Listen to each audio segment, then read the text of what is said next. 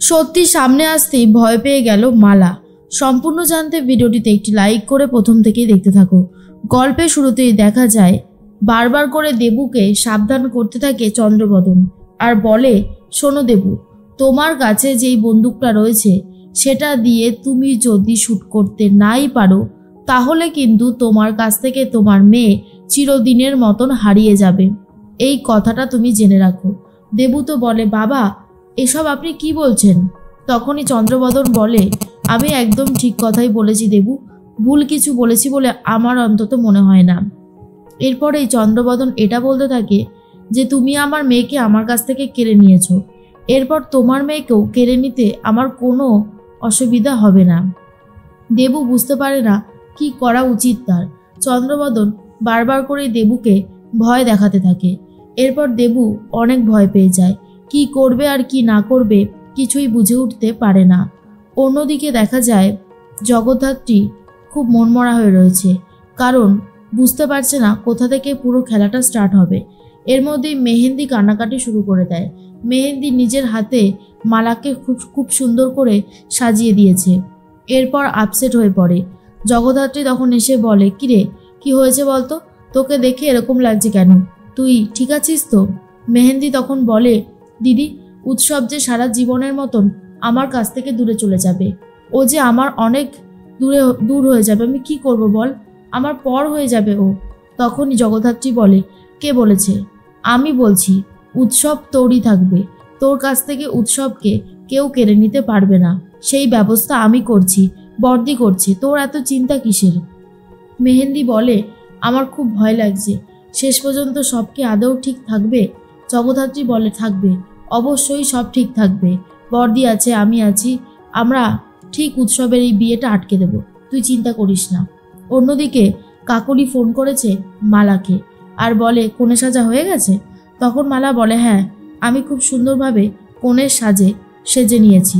কাকলি দেবী বলে, বাহ, তাহলে তো খুবই ভালো, এরপরেই শুভদৃষ্টি হবে, মালা বদল হবে, একে একে যত নিয়মকানুন আছে সবটাই হয়ে যাবে, তুমি চিন্তা করো না, তোমার পাশে আমি সবসময় আছি। মালা তখন বলে, একটাবার এসো না মা, খুব তোমাকে দেখতে ইচ্ছা করছে, এইভাবে তুমি দূরে দূরে থাকলে আমার মন যে একদমই ভালো লাগছে না। কাকলি দেবী বলে, ভালো লাগছে না বললে তো হবে না, তোমাকে ভালো লাগাতে হবে, যতক্ষণ বিয়ে না হচ্ছে ততক্ষণ আমি কিছু করতে পারবো না, এই কথাটা জেনে রেখো। এর মধ্যেই মালা খুবই কান্নাকাটি করতে থাকে আর বলে, যেদিন তুমি কিডন্যাপ হয়েছিলে সেদিন আমি ওইখানে গিয়েছিলাম, খুব কষ্ট হচ্ছিল, কি করে তোমাকে বাঁচাবো সবসময় সেটাই ভেবে চলেছিলাম, আর আজকে তুমি এসব কথা বলছো?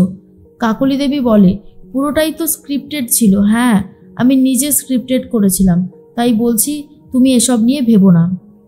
আর শোনো, এইরকম ইমোশনালি কথা বলবে না, যে কেউ থাকলে সন্দেহ করতে পারে, বলে ফোনটা কেটে দেয়। এরপর এই মালার কাছে চলে এসেছে জগদ্ধাত্রী আর বলে, মায়ের সাথে কথা বলছিলে বুঝি?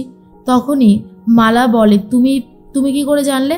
জগদ্ধাত্রী বলে, ও মা, এটা আবার না জানার মতন কোনো ব্যাপার আছে নাকি, এটা তো আমি খুব ভালো মতনই বুঝতে পেরেছিলাম। এরপরেই জগদ্ধাত্রী মালাকে বলে, শেষ পর্যন্ত এই বিয়েটা হবে তো মালা? মালা তখন ভাবে, কেন হবে না, কেন, এই বিয়ে হতেই হবে, উৎসব আমাকে ভালোবেসে বিয়ে করছে, তাই এই বিয়েটা হবে। এর মধ্যেই বিপাশা এসে কাকলিকে বলে, ধরো এই শাড়িটা ওরা তোমার জন্য পাঠিয়েছে, একটা চিঠিতে লেখা ছিল এই শাড়িটা মেয়ের মায়ের জন্য, মেয়ের মা মানে তো তুমি, কাকলি দেবী। আর তখনই বিপাশার মেয়ে বলে, কাকলি দেবী না, বলো কাকলি চ্যাটার্জি, কি তাই তো? এর মধ্যেই কাকলি দেবী বলে, তোমরা কিন্তু বড্ড বেশি বাড়াবাড়ি করছো।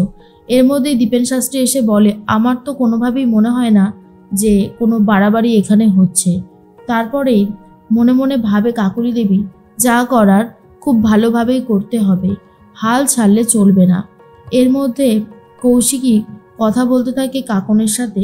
কাকন তখন বলে, আমি তোমাকে খুব সুন্দর করে সাজিয়ে দেব। কৌশিকী তখন বলে, কি দরকার? হ্যাঁ কি দরকার? সাজিয়ে নেওয়ার কি দরকার আমি তো বুঝতে পারছি না।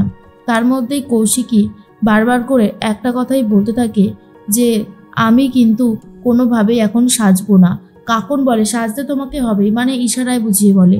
এরপর নিজেই খুব সুন্দর করে সাজিয়ে দেয় আর বলে, এবারে বাবা তোমাকে আই লাভ ইউ বলবে।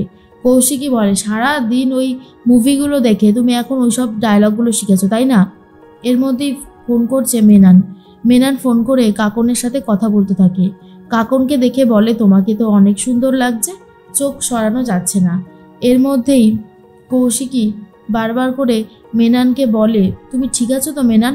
মেনান বলে, আমি ঠিক আছি ম্যাডাম, আমি আপনার সাথে কিছু কথা বলার জন্য ফোন করেছি। অনেক বড় একটা প্ল্যান হয়েছে। প্রথম টার্গেট হলেন আপনি, সেকেন্ড টার্গেট হলো জগদ্ধাত্রী মুখার্জি। আপনাদেরকে আমি বাঁচাতে চাই। অনেক বড় বড় ক্রিমিনাল আসছে।